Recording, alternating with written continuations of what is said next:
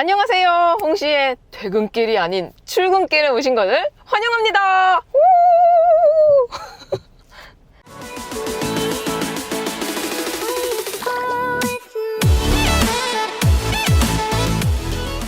사실 제가 아까부터 촬영을 했는데 비가 너무 많이 와가지고 잠깐 중단을 하고 다시 촬영하고 있는 중입니다. 지금 보시다시피 장마예요. 여러분들은 이 장마 어떻게 보내셨는지 무사히 보내셨기를 바라며 저는 오늘 이 끝물이라고 할 수 있는 더 뉴 그랜저 6세대, 그러니까 202 그랜저죠. 202 그랜저를 타고 출근하고 있는 중입니다. 일단 이 그랜저 풀체인지가 올해 하반기에 출시될 예정입니다. 디자인은 약간 스타리아를 따라한 것 같고, 전장은 5m가 늘어나고, 첨단 편의사양에 HDA2에 온갖 편의 장비들이 다 들어간다고 하는데, 제가 봤을 때 이 그랜저 풀체인지에서 가장 중요한 것은 바로 가격이 되지 않을까 싶은데요. 아직 공개된 자료는 없습니다. 어떻게 보면은 팰리세이드, 요번에 팰리세이드가 또 이제 신형이 출시가 됐잖아요. 그래서 제가 생각했을 때 이 더 뉴 팰리세이드를 봄으로써 신형 그랜저의 가격도 유출을 해볼 수 있다고 생각이 듭니다. 팰리세이드도 그렇고 그랜저도 그렇고 이 현대차에서는 플래그십을 맡고 있어요. 팰리세이드는 SUV 포지션이고 그랜저는 세단 포지션이죠. 근데 요번에 팰리세이드가 풀체인지도 아니고 페이스 리프트인데 약 400에서 500만 원 가량 가격이 상승이 됐습니다. 근데 그랜저도 같은 플래그십인데 요번에 페이스 리프트가 아니고 풀체인지잖아요. 그러니까 6세대에서 7세대로 넘어가는. 그래서 제가 생각했을 때는 이거는 홍시피셜입니다. 진짜 최소 500 이상은 올라가지 않을까 그런 생각이 들어요. 그래서 이제 풀업 기준으로 보자면 한 600, 650까지 가격이 올라가지 않을까 싶은데요. 자동차는 신형이 출시될수록 계속 가격이 올라가는 건 어쩔 수가 없습니다. 왜냐하면은 그 신형을 출시하기 전까지 개발 비용이라든지 또 이제 다양한 이런 편의 장비들, 그리고 디자인도 다시 새로 싹 해야 되고, 또 이제 그랜저는 지금 이 6세대죠. 이 202 그랜저는 2세대 플랫폼을 아직까지 쓰고 있습니다. 지금 이 현대기아에서 쓰고 있는 최신 플랫폼은 3세대 플랫폼이에요. 그러니까 이 3세대 플랫폼에 들어간 이 준대형 세단이 K8이 있죠. 그래서 제가 봤을 때 K8과 공유하는 것들이 굉장히 많을 것 같아요. 신형 그랜저에서는. K8도 K7에서 K8로 넘어가면서 약 500만 원 이상 가격이 상승이 된 걸 보면 이 그랜저도 이 가격 상승폭이 500만 원 이상인 걸 피해갈 수는 없다라고 생각이 듭니다. 물론 저도 자동차 살 때 이제 내돈내산, 제 돈 주고 사야 되기 때문에 소비자 입장이잖아요. 소비자 입장에서는 최대한 예쁘고 좋은 장비를 가지고 있으면서 가격 상승은 최소한으로 하는 걸 정말 원하지만 그렇지 않더라고요. 아무튼 이 풀체인지가 이제 지금 한 5개월 정도밖에 안 남은 이 상황에서 202 그랜저를 살만한 것인가? 일단 제가 봤을 때 그래도 나쁘진 않다고 생각이 들거든요. 왜냐하면은 풀체인지가 되면 이제 이 그랜저를 사려면은 아무리 못해도 깡통을 그래도 4천 이상은 줘야 될 것 같거든요. 그래가지고 이제 너무 비싸지니까 그나마 이 새로운 그랜저를 살 수 있는 시기는 지금이 가장 저렴하지 않을까 싶어요. 그리고 지금 연식 변경, 202는 연식 변경 모델이다 보니까 기본적으로 편의 장비들이 많이 들어갑니다. 옆 동네 기아차에 있는 K8만 보더라도 트림을 선택해도 빠지는 옵션이 굉장히 많아요. 그래서 트림 선택하고 거기서 옵션을 또 추가하고 하다 보면 계속 가격 올라가고 아무튼 K8이 은근하게 이 옵션 조합을 짜보면 되게 비싸더라고요. K8을 가성비로 타는 차량이 아니기는 하지만 아무튼 예상외로 비싸서 조금 놀랐습니다. 그래서 지금 이 준대형 국산 세단을 살 수 있는 찬스가 지금이 가장 저렴하지 않을까 싶기도 해요. 그래서 지금은 이 패키징, 그러니까 옵션을 추가하지 않고 트림만 고르더라도 기본적으로 들어가는 장비들이 굉장히 많기 때문에 저는 괜찮다고 생각을 해요. 근데 이제 이게 끝물이 무조건 장점만 있는 것이냐, 물론 단점도 있죠. 왜냐하면 사자마자 구형이 돼버리는 거죠. 그러니까 뭔가 나는 뭐 진짜 몇 천만 원짜리 차를 진짜 몇십 년은 아니지만 아무튼 몇 년에 걸쳐서 고민하면서 샀는데 남들이 봤을 때는 구형이니까 그래서 이거 나온 지 한 3, 4년 된 차잖아. 나는 지금 뽑은 지 한 달밖에 안 됐는데. 그래서 그런 거가 조금 단점이라고 생각되는데 뭐 이런 주변 시선을 별로 개의치 않아 한다 하시면 연식 변경, 풀체인지 직전의 모델을 사시는 것도 방법이라고 생각을 해요. 그리고 이 연식 변경 있잖아요. 풀체인지 되기 직전의 모델들이 장점이 또 하나가 있는데 이 오랜 시간 정말 많은 분들이 타셨기 때문에 고질병이라든지 장고장 같은 데이터베이스가 굉장히 많이 나와 있습니다. 그래서 예를 들어서 이 차는 뭐 핸들 잡소리가 많이 나는 차예요. 그러면 이 차를 살 때 내가 감안을 하고 살 수가 있는 거잖아요. 그리고 수리를 하더라도 많은 분들이 이 수리를 어떻게 했는지 막 이렇게 뭐 동호회 같은 데다 막 글을 쓰셨어요. 그러면 이런 수리하는 것들도 조금 부담이 살짝 덜한 거죠. 근데 이제 신형 같은 경우는 뭐 엔진도 새로운 게 들어가고 미션도 새로운 게 들어가고 부품 같은 것들도 새로운 게 들어가다 보니까 어떤 차든 간에 장고장은 있을 수밖에 없습니다. 기계니까요. 그래서 이 신형 같은 경우에는 아무래도 이런 장고장에 대한 데이터베이스가 조금 없기 때문에 내가 하나하나 배워가면서 그렇게 타야 되기 때문에 개인적으로 그런 걸 좋아하진 않아서 이런 연식 변경 모델도 괜찮은 것 같아요. 제가 타고 있는 이 그랜저는 풀옵이에요. 풀옵. 그러니까 3.3 V6 엔진이 들어간 3.3에다가 캘리그라피 최고 트림에 이 파노라마 선루프랑 빌트인 캠, 그러니까 이제 그랜저에 들어가는 모든 옵션이 모듈이 싹 다 들어간 차라고 생각하시면 돼요. 그래서 이 차량 가액이 약 4,700만 원 정도입니다. 너무 비싸죠. 근데 일단 뭐 풀옵이라서 그런지 만족도는 굉장히 높아요. 여기 HUD도 있고요. 이 파노라마 디스플레이, 이 커브드 디스플레이랑 또 이제 캘리그라피에는 외장과 내장 인테리어 전용 디자인이 들어가 있습니다. 그래서 그릴도 조금 다르고 이 머플러 형상도 조금 다르고 또 이제 실내에 들어왔을 때 이런 핸들 가죽이라든지 아니면 이런 시트 아니면 이런 도어의 마감재라든지 이런 가죽의 사용 빈도가 굉장히 많습니다. 아래 트림에 비해서요. 그래서 이렇게 보았을 때 굉장히 고급스럽긴 하지만 4,700원 조금 비싼 것 같고, 제가 봤을 때 이 202 그랜저를 좀 가성비 있게 잘 타면서 좀 만족감을 느낄 수 있는 가격대는 3,000 중후반이라고 생각이 들어요. 사실 뭐 1년 전에 제가 시승기 리뷰를 올렸었던 르블랑 트림 같은 경우에는 정말 가성비가 정말 좋은데요. 일단 뭐 온갖 거 다 들어가 있고 디자인도 예뻐 심지어. 근데 한 3,700이야. 괜찮죠. 근데 그거는 2.5 모델을 선택했을 때의 경우고 이 3.3은 조금 더 비쌉니다.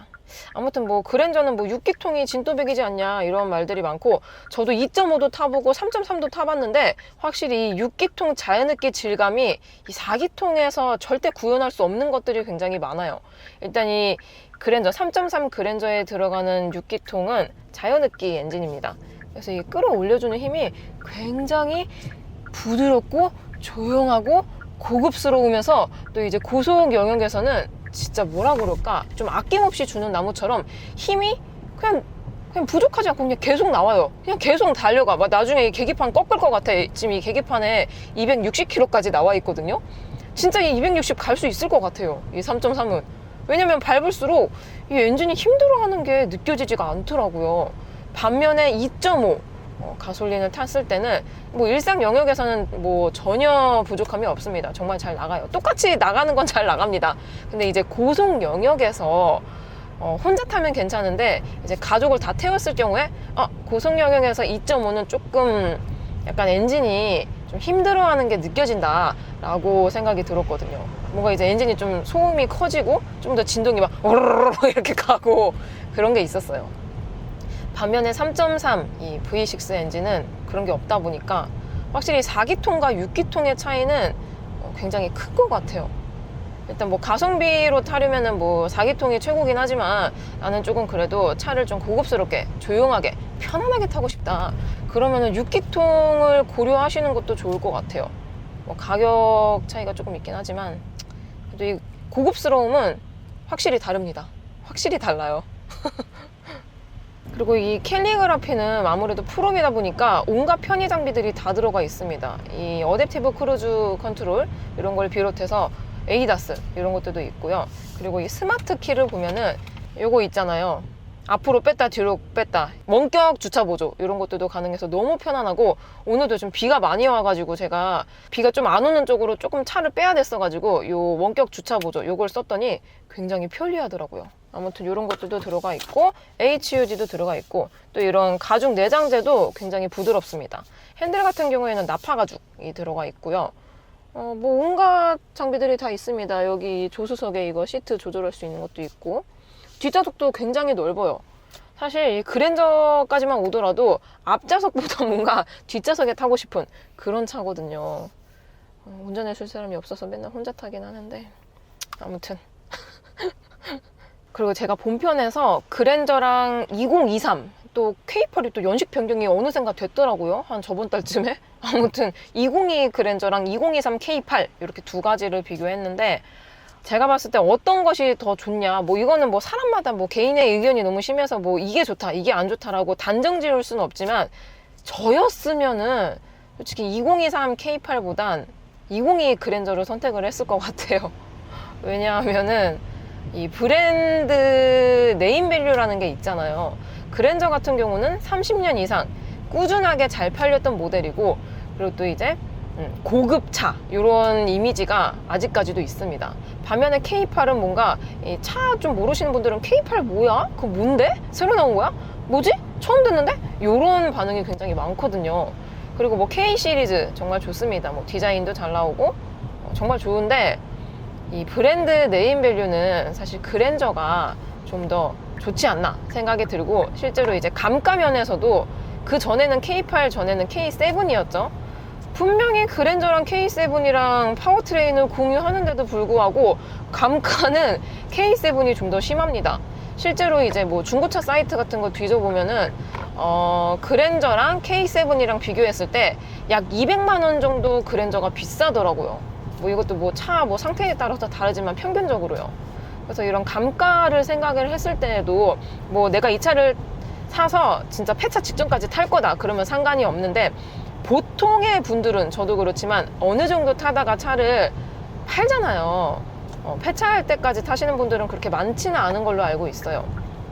아무튼 그렇게 팔았을 때 그래도 뭐 1, 200이라도 조금 더 돈을 많이 받는 게 좋잖아요. 그래서 제가 봤을 때 이 감가면에서도 그랜저가 좀 더 좋다고 생각을 합니다. 그래서 그랜저, 저도 진짜 이 드림카가 그랜저거든요. 그랜저 너무 사고 싶어요. 지금 이 시승차도 진짜 너무 좋아가지고 진짜 살까 말까. 문제는 돈이 없다는 거지만, 아무튼 그랜저 정말 저의 찐 드림카입니다. 그만큼 그랜저는 정말 만인에게 장점이 어필될 수 있는 차량인데, 유지비 측면에서 또 무시를 못 하더라고요. 일단 뭐 일반적인 이 월급쟁이 기준으로 그랜저를 유지하기가 굉장히 빠듯해요. 왜냐하면은 이거 뭐 할부로 사더라도 선납금 생각 안 하고 매월 할부 금액, 그것도 이제 몇 개월에 따라서 다르긴 한데 보통 36개월과 60개월이 가장 많으니까, 그렇게 생각했을 때 월 할부금과 그리고 이제 보험료, 자동차 보험료도 새 차다 보니까 많이 나와요. 또 이제 자동차세도 있죠. 자동차세도 1년에 2번 내죠. 근데 이게 자동차세가 2.5 같은 경우에는 그래도 한 60만 원 정도, 60만 원 미만 정도 나오는데 3.3은 또 한 2, 30만 원 더 비싸더라고요. 또 이제 유지에 있어서는 또 뭐 6기통 좋은 거 알지만 또 돈이 또 많이 들어가니까 좀 망설여지긴 하는데, 또 유류비 무시할 수가 없죠. 요즘 기름값이 너무 비싸요. 지금 현재 기준으로, 서울 기준이에요. 휘발유 가격이 리터당 2,100원이 넘거든요. 그래서 요즘 주유소 가면 진짜 막 돈 10만 원 나오는 게 그냥 정말 우스운 말인데, 그냥 10만 원 그냥 나와요. 그래서 유류비도 들어가죠. 그리고 뭐 타이어 아니면 뭐 엔진 오일 이런 것들은 이제 보증 기간 안에는 다 되지만, 또 이제 보증 기간이 끝난 후에는 또 내 돈 주고 갈아야 되니까 뭐 이런 뭐 소모품도 있죠. 거기다가 차라는 게 뭐 중고차 같은 경우는 이제 뭐 연식 대비 다르긴 한데, 신차를 뽑고 나서 10년 동안은 이게 나의 재산으로 잡혀요. 그래서 건강보험료도 올라갑니다. 진짜 아무튼 이 그랜저라는 게 진짜 뭐 도로에 다니면 그랜저 진짜 많잖아요. 그랜저보다 더 비싼 차량도 엄청 많은데, 근데 그랜저만 하더라도 일반 월급을 받은 일반 월급쟁이가 유지할 수 있기가 힘들어요. 진짜 뭐 연봉이 얼마다, 뭐 연봉별 차량 추천 막 이렇게 많이 뜨는데 연봉별로 따지면 안 돼요. 왜냐하면 연봉이 뭐 4천, 5천이 넘더라도 세금이 있잖아요. 세후에는 또 이제 얼마 안 되기 때문에 또 그거에다가 또 이제 매달 나가는 이 고정 지출금이라는 게 있잖아요. 예를 들어서 뭐 할부금이라든지 아니면은 뭐 생활비, 아니면 뭐 교통비, 아니면 뭐 통신비, 아니면은 뭐 부모님 뭐 생활비, 아무튼 이런 것들이 다 빼고 나서 제가 봤을 때 이런 실제 고정 지출비를 빼고 난 한 200만 원에서 300만 원 정도 여유가 있으신 분들이 그래도 이 그랜저를 좀 무리 없이 유지할 수 있다고 생각이 들어요. 월 200 정도?